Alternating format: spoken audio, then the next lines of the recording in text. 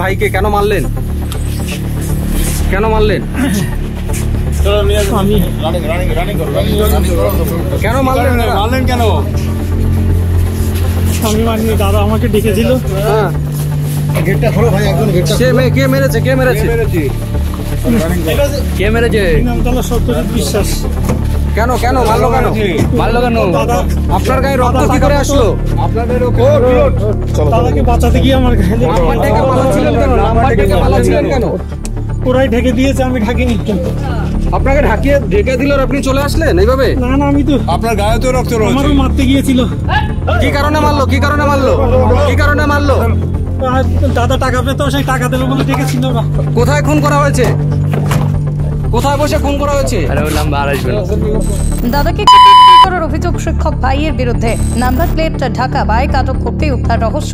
রাতে রাস্তার পাশে এক ব্যক্তিকে দেখে পুলিশকে খবর দেয় স্থানীয়রা। পুলিশ দেহটি উদ্ধার করে ঘটনার তদন্তে নেমে তার শিক্ষক ভাইকে গ্রেপ্তার করেছে। বুধবার রাতে এই ঘটনাটি ঘটেছে গাইঘাটা থানার অন্তর্গত জামদানি এলাকায়। জামদানি মধুসূদন কাটি রোডের পাশে। খবর পেয়ে গাইঘাটা থানার পুলিশ ওই এলাকায় পৌঁছে দেহটি উদ্ধার করে ময়না তদন্তে পাঠিয়েছে। মৃতের নাম মিজানুর রহমান, বয়স আনুমানিক 46 বছর। পুলিশ ও স্থানীয় সূত্রে জানা গিয়েছে, রাতে নির্জন ওই জায়গায় ক্ষতবিক্ষত দেহ পড়ে থাকতে দেখে বাসিন্দারা। মৃতদেহের মুখ, হাত, গলা সহ একাধিক জায়গায় গভীর ক্ষত রয়েছে। খবর পেয়ে ঘটনাস্থলে আসে গোবরডাঙ্গা ও গাইঘাটা থানার পুলিশ। দেহটি উদ্ধার করে তদন্তে নামে। পাশাপাশি এই রাতেই গাইঘাটা থানার পুলিশ তদন্তে নামে। প্লাস্টিক দিয়ে নম্বর প্লেট ঢাকা অবস্থায় গাড়ি একটি যাচ্ছিল গোবরডাঙ্গা থানা এলাকা দিয়ে। সেখানে তাকে সন্দেহভাজন দেখতেই পুলিশ জিজ্ঞাসাবাদ শুরু করে। জিজ্ঞাসাবাদে অসঙ্গতি মেলাতেই উদ্ধার হয় রহস্যের কিনারা করেন। পুলিশ সূত্রে জানা গিয়েছে, তার শরীরে রক্তের দাগ দেখা যায়। তার কাছে একটি ব্যাগও ছিল। ব্যাগের মধ্যে দুটি গ্লাভস ছিল, একটি স্যানিটাইজার, 7টি রুমাল, একটি রুমালে রক্ত মাখা ছিল, এক সেট নতুন জামা প্যান্ট, কালো 3টি গামছা। তার কাছ থেকেই মৃত দাদার রক্তমাখা ফোনও উদ্ধার হয়। যদিও অভিযুক্ত এই খুনের ঘটনার সঙ্গে যুক্ত নয় বলেই দাবি করছে।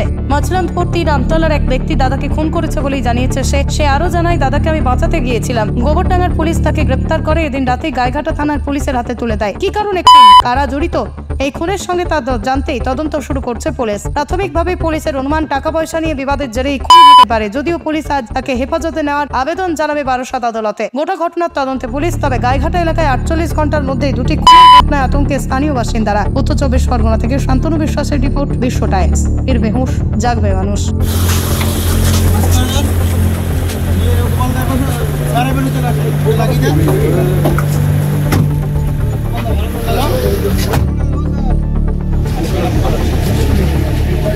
জিজ্ঞাসা করো বলো।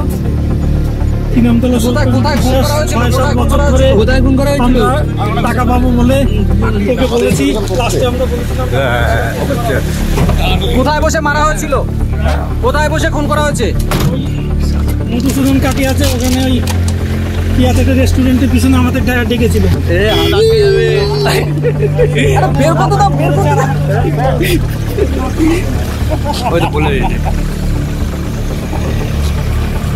বলে দিয়েছে।